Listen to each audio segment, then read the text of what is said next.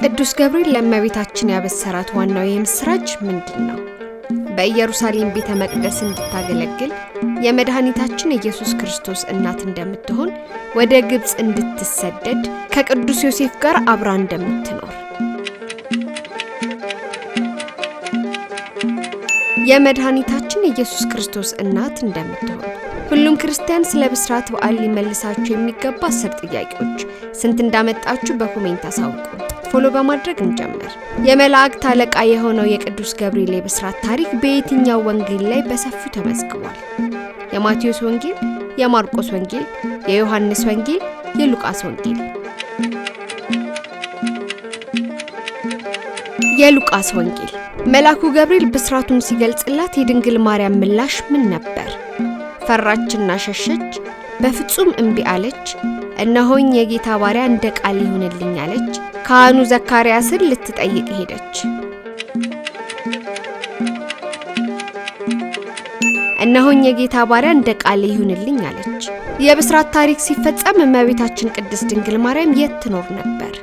ናዝሬት፣ ኢየሩሳሌም፣ ቤተልሔም፣ ቃና ዘገሊላ?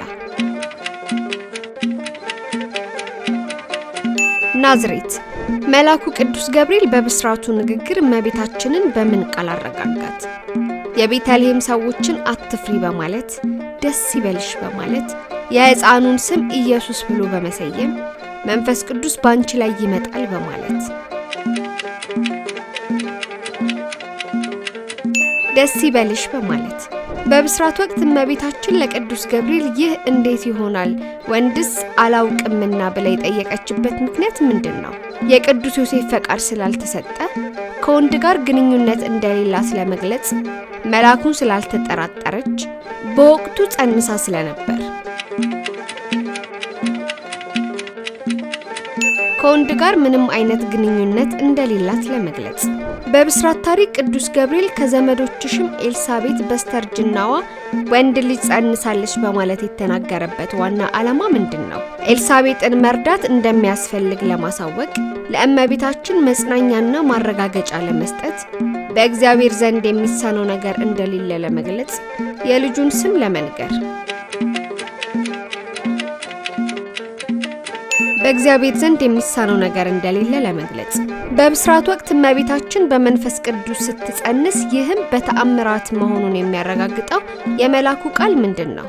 በላዩም የልዑል ኃይል ይጋርድሻል፣ ድንግል ትጸንሳለች፣ የዳዊት ዙፋን ይሰጠዋል፣ ትወልጃለሽ፣ አትፍሪ። በላዩም የልዑል ኃይል ይጋርድሻል። ታኅሳስ 22 የብስራት በዓል ሲከበር ምዕመናን ከምን አይነት ተግባራት እንዲቆጠቡ ይጠበቃል? ከትልቅ ጉዞ፣ በቅዱስ ገብርኤል ስም ስዕለት ከመስጠት፣ ከስጋዊ ስራዎችና ከኃጢአት፣ ከመጾም። ከስጋዊ ስራዎችና ከኃጢአት። የመልአኩ ቅዱስ ገብርኤል ብስራት እመቤታችንን በምን እንድትከበር አደረገ? በሀብቷ፣ በኃይሏ፣ በረጅም ዕድሜዋ፣ የመላእክት ንግስትና የእግዚአብሔር እናት በመሆን። የመላእክት ንግስትና የእግዚአብሔር እናት በመሆን። ተጨማሪ ጥያቄዎችንና ለምላሾች በቂ ማብራሪያ ለማግኘት የዩቲዩብ ገጻችንን ይከታተሉ። ዝግጅታችንን ከወደዳችሁ ላይክ፣ ሼር እና ፎሎ ማድረግ እንዳይረሳ። መልካም በዓል ይሁንላችሁ።